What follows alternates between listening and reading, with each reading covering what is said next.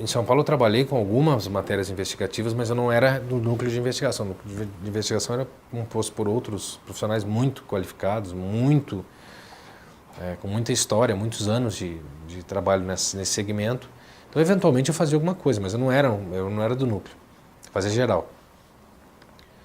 Eu comecei a acompanhar muito a questão dos atentados em São Paulo em fevereiro, porque eu trabalhava na madrugada na época. Em fevereiro de 2006, o PCC começou a explodir postos de polícia, queimar, metralhar, e atacar ônibus, e impedir a entrada de polícia. E como isso acontecia normalmente no final da noite, madrugada, eu estava sempre na linha de frente.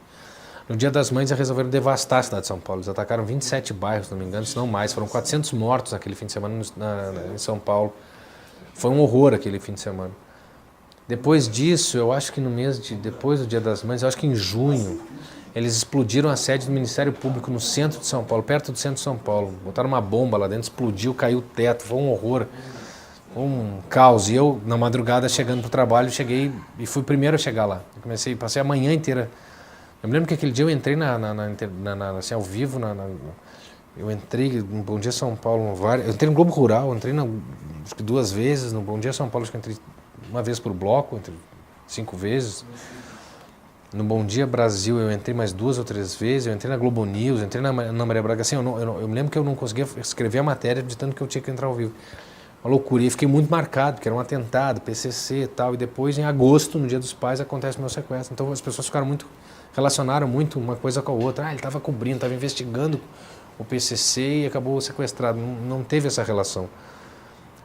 O pessoal que me sequestrou foi para uma padaria, onde a gente costumava comer, porque era muito perto da Globo, numa favela que tinha ali bem pertinho, favelinha pequena, bem pertinho da TV. A minha pauta tinha caído, não sabia porquê, mas depois eu descobri, já tinham começado os atentados na periferia, na Zona Norte, Zona Leste de São Paulo, naquele Dia dos Pais. E fui, como caiu a pauta, o Fernando, que era o chefe da redação, disse, olha, pode tomar café lá que a gente vai ter que ver outra pauta para ti, que a tua pauta caiu. Achei estranho, porque era uma pauta de meio ambiente, não tinha nada a ver com... Não era uma pauta pesada. E aí, nessa aí, como eu estava sem pauta, eu deixei os outros equipes que estavam ali, tinham outros repórteres ali, saírem antes. Eu cheguei antes, mas eu disse, não, vai passando na frente na fila, eu fico para trás, porque vocês estão com pauta e estão com pressa, bora, a fila estava grande, eu fiquei por último. E nessa de ficar por último, o cara veio com arma e me levou. Mas quem me levou não sabia quem eu era. Tanto é que eles pedem os documentos na hora que eu chego no cativeiro, primeiro para saber quem eu sou. Acho que eles identificaram, claro, primeiro pelo carro, que estava parado na porta, segundo pela roupa, né? Identificaram quem era o repórter pela roupa, estava de terno e tal. Foi por aí, mas não teve a ver, não foi alguma coisa encomendada. Foi um período, assim, pavoroso, porque eu já tinha, nessa altura, quando eu mudei de cativeiro, eu já tinha negociado minha execução, como é que eu queria ser morto, porque eu consegui perceber que eu não conseguia lidar com a ideia de violência sexual, nem de tortura e nem de mutilação, né? Então, comecei a negociar a morte, tiro e mata, acabou, e não some com o corpo para minha família poder ter noção de o que aconteceu comigo, mas sem requinte de crueldade. Uma das coisas que eles queriam saber, por exemplo, é se eu tinha tatuagem, porque eles queriam cortar a pele para mandar para a família, para mostrar que estavam comigo, entendeu?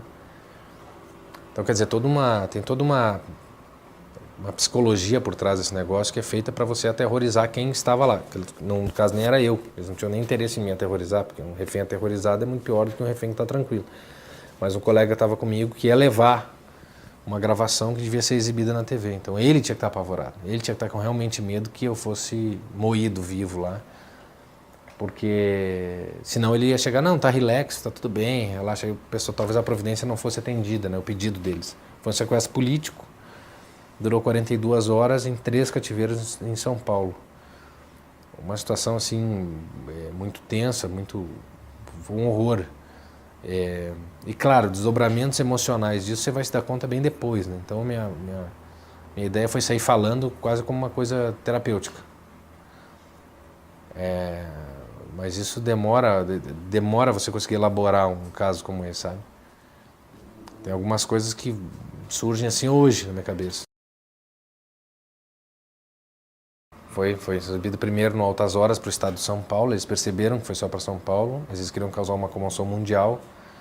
E aí pediram que fosse, exigiram, quer dizer, devem ter exigido, não sei como é que foi isso, mas esperaram o Fantástico. Aí depois do Fantástico ter dado a matéria que eles se convenceram de que poderiam me soltar. No interior da fase de execução penal, inverte a lógica da execução penal e, coerente com a perspectiva de eliminação e inabilitação dos setores sociais redundantes, abre aspas, leia-se clientela do sistema penal, fecha aspas.